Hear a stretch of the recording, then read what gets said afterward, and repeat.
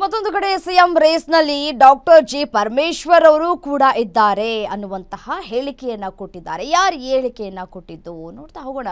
High command ಮಟ್ಟದಲ್ಲಿ ಪರಮೇಶ್ವರ್ ಅವರ ಹೆಸರು ಕೂಡ ಇದೆ. ಮುಖ್ಯಮಂತ್ರಿ ಆಗ್ತಾರಾ ಹಾಗಿದ್ರೆ ಡಾಕ್ಟರ್ ಜಿ ಪರಮೇಶ್ವರ್? ಸಚಿವ ಕೆ.ಎನ್. ರಾಜಣ್ಣ ಹೀಗೆ ಹೇಳಿದ್ಯಾಕೆ? ಪರಮೇಶ್ವರ್ ಅವರ ಶ್ರಮದಿಂದ ಕಾಂಗ್ರೆಸ್ ಅಧಿಕಾರಕ್ಕೆ ಬಂದಿಲ್ವಾ ಅಂತ ಪ್ರಶ್ನೆ ಮಾಡಿದ್ದಾರೆ. ಸರ್ಕಾರದಲ್ಲಿ ಪರಮೇಶ್ವರ್ ಅವರ ಕೊಡುಗೆ ಏನು ಇಲ್ವಾ? ಅವರು ಕೂಡ ಸಾಕಷ್ಟು ಕೊಡುಗೆಯನ್ನ ಕೊಟ್ಟಿದ್ದಾರಲ್ವಾ? ತಮ್ಮ ಕ್ಷೇತ್ರವನ್ನ ಬಿಟ್ಟು ಬೇರೆ ಕಡೆ ಹೋಗಿ ಪರಮೇಶ್ವರ್ ಅವರು ಗೆಲ್ಲಿಸ್ಲಿಲ್ವಾ?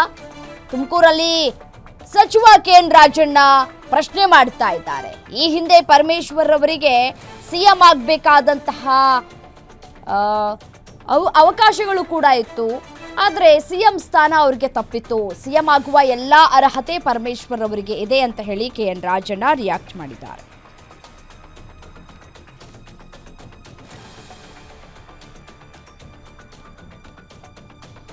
ನಿನ್ನೆ ತಾನೇ ಸಿಎಂ ಸಿದ್ದರಾಮಯ್ಯನವರು ಹೈಕಮಾಂಡ್ನ ಮಗ್ಗಲಲ್ಲೇ ಕೂತು ಸಿಎಂ ನಾನೇ ಮುಂದುವರಿಸ್ತೇನೆ ಅಂತ ಹೇಳಿ ಬಹಿರಂಗವಾಗಿ ಹೇಳಿಕೆ ಕೊಡುವಂತಹ ಕೆಲಸವನ್ನ ಮಾಡಿದ್ರು. ಮತ್ತೆ ಎಲ್ಲರ ಬಾಯಿ ಮುಚ್ಚಿಸುವಂತಹ